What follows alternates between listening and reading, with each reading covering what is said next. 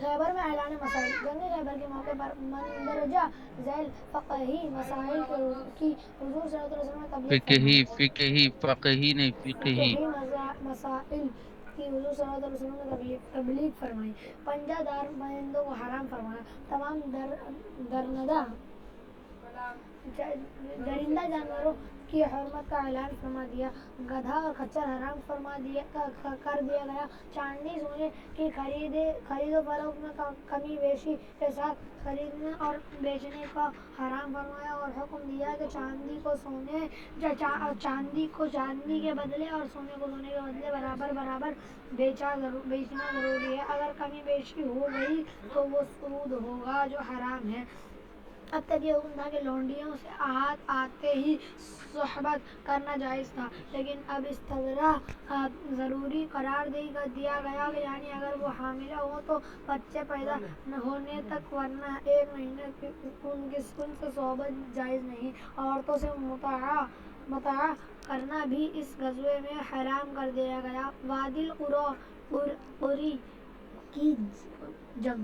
خیبر کی لڑائی سے فارغ ہو کر حضور اکرم صلی اللہ علیہ وسلم وادی القری تشریف لے گئے، جو مقام تیمہ اور فدق کے درمیان ایک وادی کا نام ہے. یہاں یہودیوں کی چند بستیاں آباد تھیں. حضور صلی اللہ علیہ وسلم جنگ کے ارادے سے یہاں نہیں آئے تھے، مگر یہاں کے یہودی چونکہ جنگ کے لیے تیار تھے، اس لیے انہوں نے حضور صلی اللہ علیہ وسلم پر تیر برسنا شروع کر دیا. چنانچہ آپ صلی اللہ علیہ وسلم کے ایک غلام جن کا نام حضرت مدعم رضی اللہ عنہ تھا، یہود سے کچاوا اتار رہے تھے. کچھاوا نہیں کجاوا جیم کے ساتھ. کجاوا اتار رہے تھے کہ ان کو ایک تیر لگا اور وہ یہ شہید ہو گئے. رسول اللہ صلی اللہ علیہ وسلم نے ان یہودیوں کو اسلام کی دعوت دی، جس کا جواب ان بدبختوں نے تیر تلوار سے دیا اور باقاعدہ صف بندی کر کے مسلمان سے جنگ کے لیے تیار ہو گئے. مجبوراً مسلمانوں نے بھی جنگ شروع کر دی. چاروں طرف نبی صلی اللہ علیہ وسلم یہودیوں کا محاصرہ کیے ہوئے ان کو اسلام کی دعوت دیتے رہے، مگر یہ لوگ برابر لڑتے ہی رہے. آخر 10 یہودی قتل ہو گئے اور مسلمانوں کو فتح مبین حاصل ہو گئی. اس کے بعد اہل خیبر کی شرطوں پر ان لوگوں نے بھی صلح کر لی اور مقامی پیداوار کا آدھا حصہ مدینہ بھیجتے رہیں گے. جب خیبر اور وادی القری کے یہودیوں کا حال معلوم ہو گیا تو تیمہ کے یہودیوں نے بھی جزیہ دی کہ حضور صلی اللہ علیہ وسلم سے صلح کر لی. جزیہ دے کر حضور صلی اللہ علیہ وسلم صلح کر لی. وادی القری میں حضور صلی اللہ علیہ وسلم 4 دن تک مقیم رہے. فدق کی صلح. جب فدق کے یہودیوں کو خیبر اور وادی القری کے معاملہ فدق لفظ ہے وہ. فدق کے یہودیوں کو خیبر اور وادی القری کے معاملے کی اطلاع ملی تو ان لوگوں نے کوئی جنگ نہیں کی، بلکہ دربار نبوت میں قاصد بھیج کر یہ درخواست کی کہ خیبر اور وادی القری والوں سے جن شرطوں پر آپ نے صلح کی ہے، اس طرح کے معاملے پر ہم سے بھی صلح کر لی جائے. رسول اللہ صلی اللہ علیہ وسلم نے ان کی یہ درخواست منظور فرما لی اور ان سے صلح ہو گئی. لیکن یہاں چونکہ کوئی فوج نہیں بھیجی گئی، اس لیے اس بستی میں مجاہدین کا کوئی حصہ نہیں ملا، بلکہ یہ خاص حضور صلی اللہ علیہ وسلم کی ملکیت قرار پائی اور خیبر اور وادی القری کی زمینیں تمام مجاہدین کی ملکیت ٹھہری. عمرۃ القضاء. چونکہ حدیبیہ کے صلح نامہ میں ایک دفعہ یہ بھی تھی کہ آئندہ سال حضور صلی اللہ علیہ وسلم مکے آ کر عمرہ ادا کریں گے اور 3 دن مکے میں ٹھہریں گے. اس دفعہ کے مطابق ماہ ذو القعدہ 7 ہجری میں آپ صلی اللہ علیہ وسلم نے عمرہ ادا کرنے کے لیے مکہ روانہ ہونے کا عزم فرمایا اور اعلان کر دیا کہ جو لوگ گزشتہ سال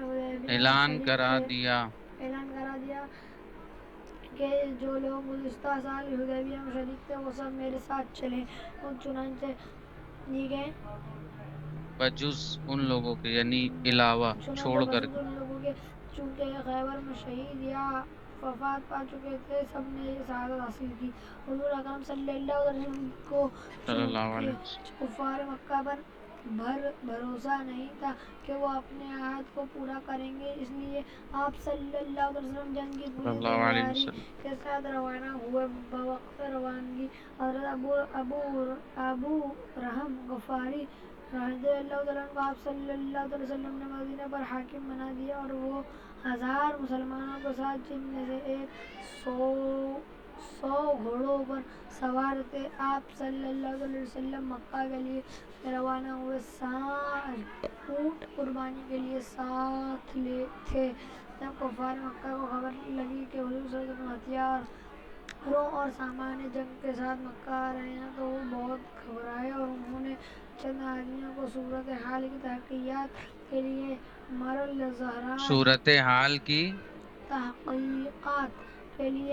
ज़हरान तक भेजा। हज़रत मोहम्मद बिन मुस्लिमा रज़ियल्लाहु अन्हु जो सब सवारों के अफसर थे, कुरैश के कासिदों ने उनसे मुलाकात की।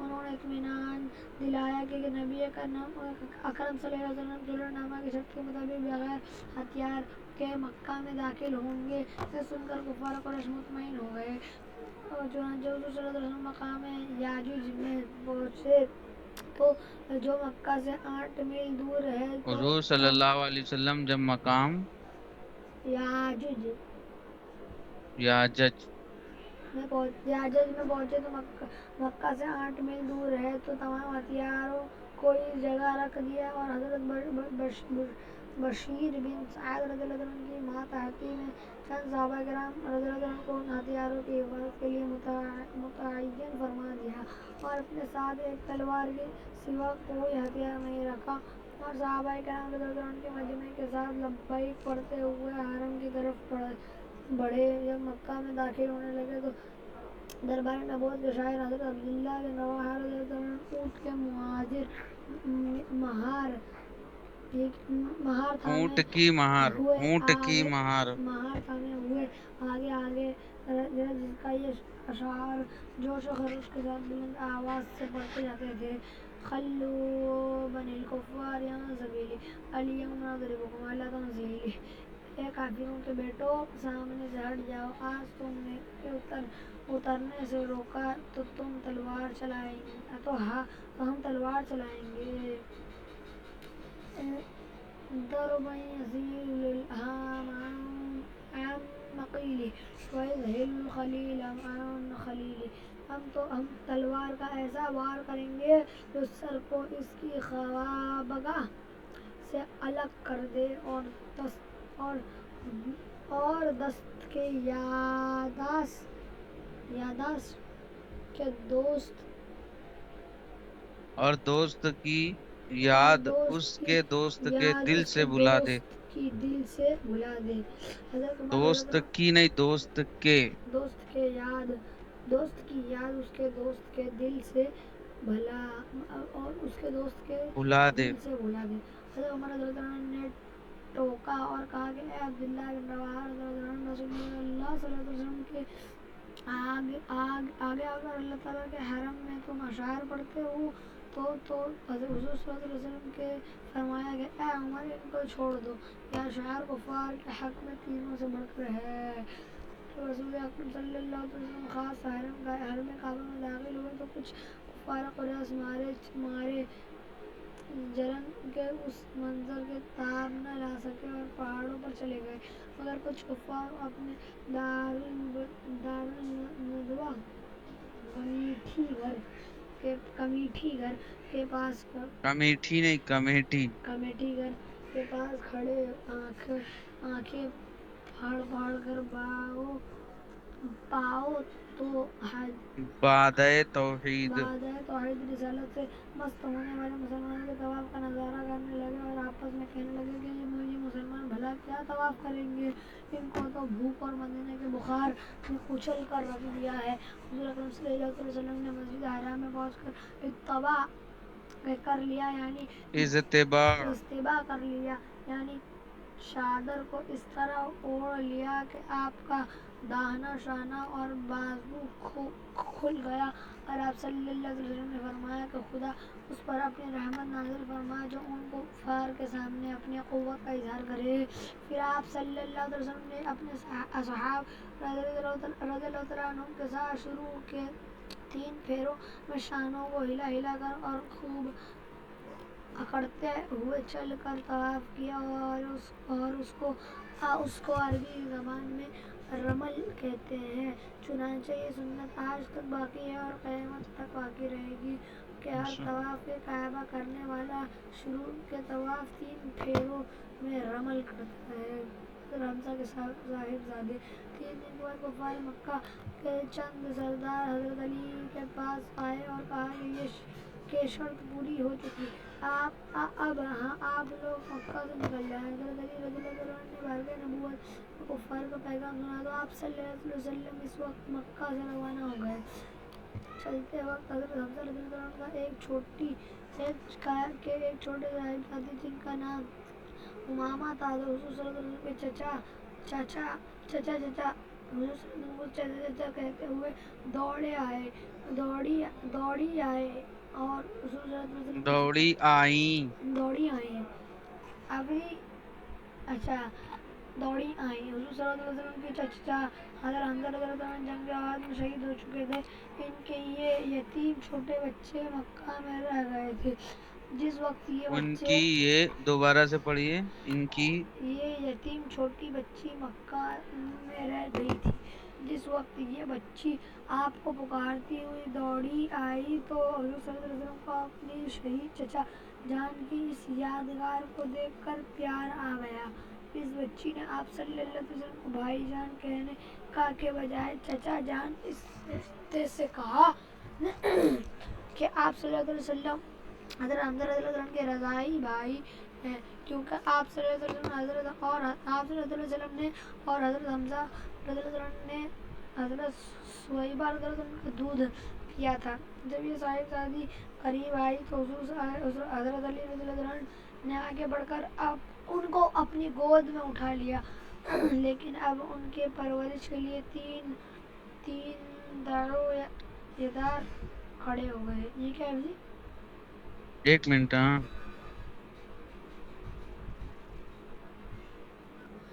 دعویدار یعنی دعویٰ کرنے والے جی دعویدار کھڑے ہو گئے۔ علی رضی اللہ عنہ نے یہ کہا کہ یا رسول اللہ صلی اللہ علیہ وسلم، یہ میری چچا زاد بہن ہے اور میں نے اس کو سب سے پہلے اپنی گود میں اٹھا لیا ہے، اس لیے مجھ کو اس کی پرورش کا حق ملنا چاہیے۔ حضرت جعفر رضی اللہ عنہ نے یہ گزارش کی کہ یا رسول اللہ صلی اللہ علیہ وسلم، یہ میری چچا زاد بہن بھی ہے اور اس کی خالہ میری بیوی ہے، اس لیے اس کی پرورش کا میں حقدار ہوں۔ حضرت زید بن حارثہ رضی اللہ عنہ نے کہا کہ یا رسول اللہ صلی اللہ علیہ وسلم، یہ میری دینی بھائی حمزہ رضی اللہ عنہ کے لڑکی ہے، اس لیے میں اس کی پرورش کروں گا۔ تینوں صاحبوں کا بیان سن کر حضور صلی اللہ علیہ وسلم نے فیصلہ کیا کہ خالہ ماں کے برابر ہوتی ہے، لہٰذا یہ لڑکی حضرت جعفر رضی اللہ عنہ کی پرورش میں رہے گی۔ پھر تینوں صاحبوں کی ولداری